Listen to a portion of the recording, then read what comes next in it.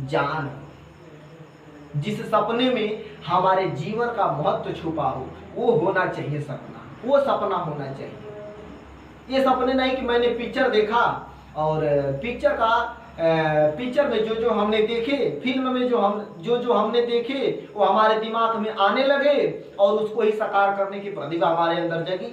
भला वो कैसे हो सकता है? उसके लिए आपको कड़ी मेहनत करनी पड़ेगी। सब कुछ हो सकता है, सब कुछ पॉसिबल है, बस आप में प्रतिभा होनी चाहिए, ये ज्ञान होना चाहिए आपके अंदर। ये कैसे होगा, किस तरह से होगा, किस जगह से होगा, ये आपके अंदर होना चाहिए। और ये तब तक नहीं होगा जब तक आप सीखेंगे नहीं।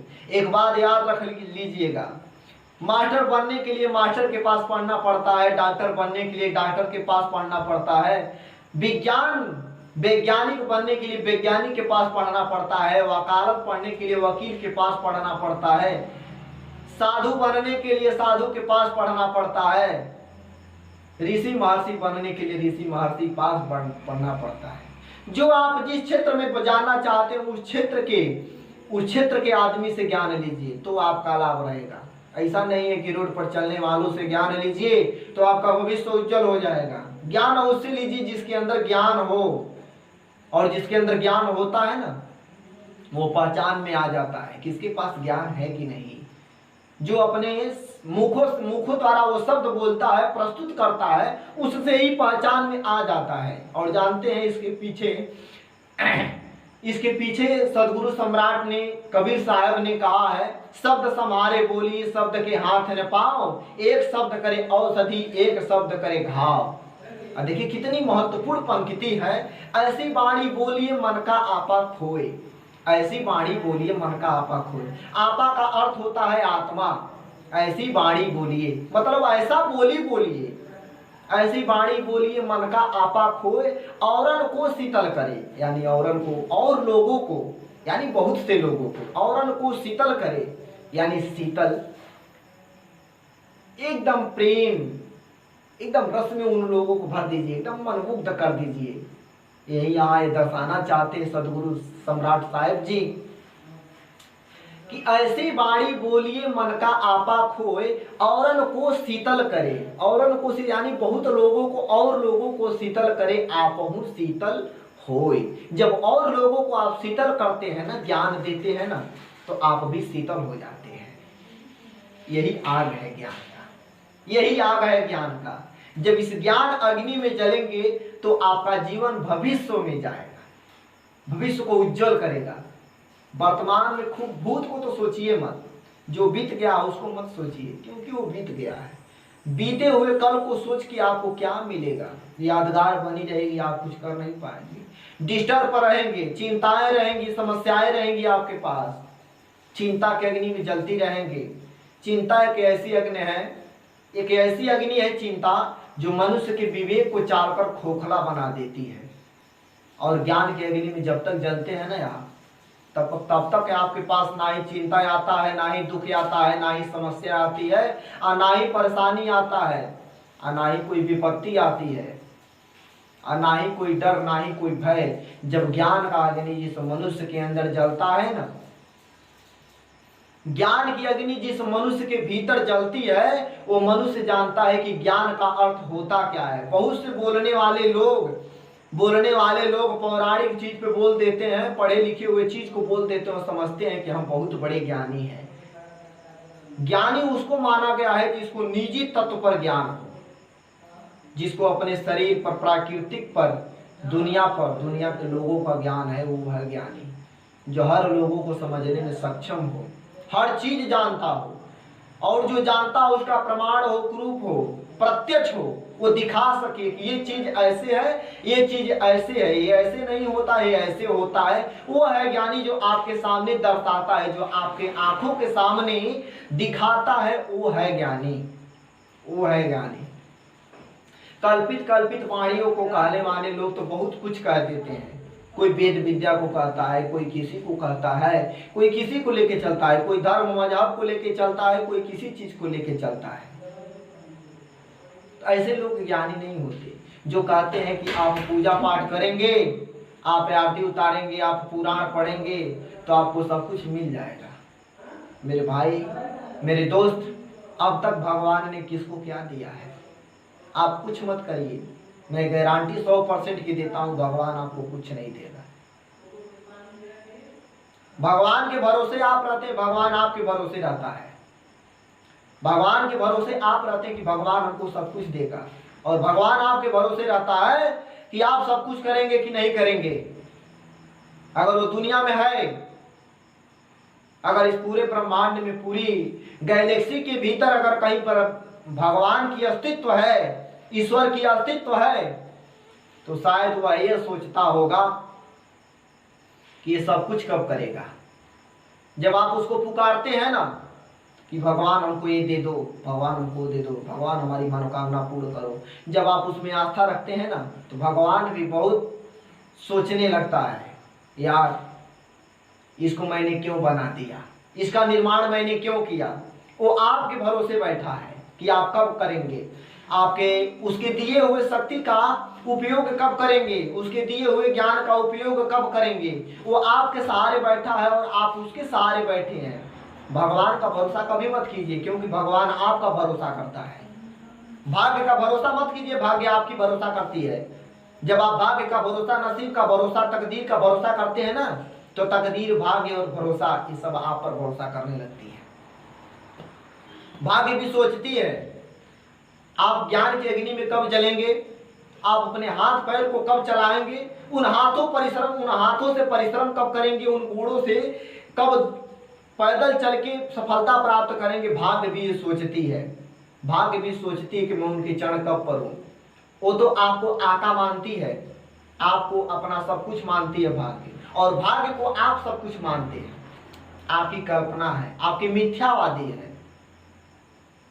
देखिए, भाग्य पर, भगवान पर, तकदीर पर कभी मत करिए, क्योंकि जितने लोग हैं ये सब आप पर मरते हैं कि कुछ कर पाता है कि नहीं कर पाता है, और आप दोष देते हैं कि हमारे भाग्य में कुछ लिखा ही नहीं है, हमारे भाग्य में। अरे क्यों? आपने भगवान का कुछ बिगाड़ा था क्या?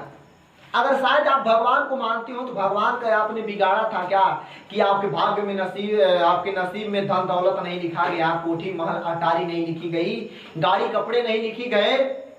आपने भगवान का कुछ बिगाड़ा था। दुश्मनी है भगवान से। क्या किया आपके भगवान ने?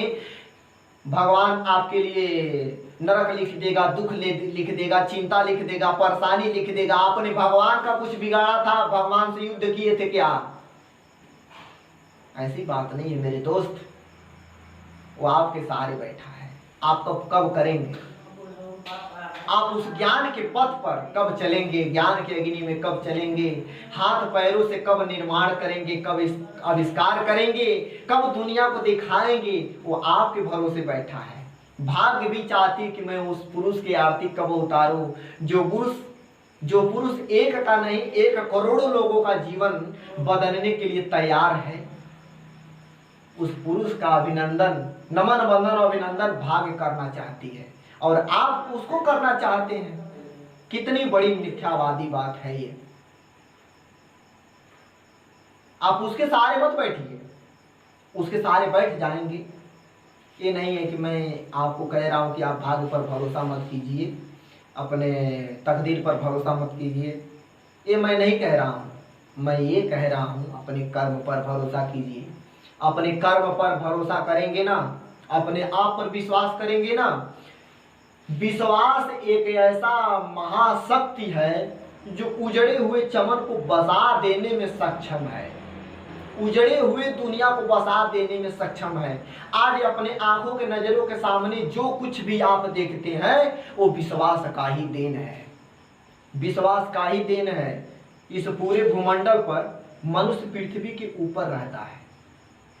जरा समझिएगा मनुष्य कितना अंतर्यामी है, कितना विश्वासी है। विश्वास की शक्ति देखिए। मनुष्य पृथ्वी के ऊपर रहता है। पृथ्वी के अंदर जो भी पदार्थ, जो भी लोहा हुआ, हीरा हुआ,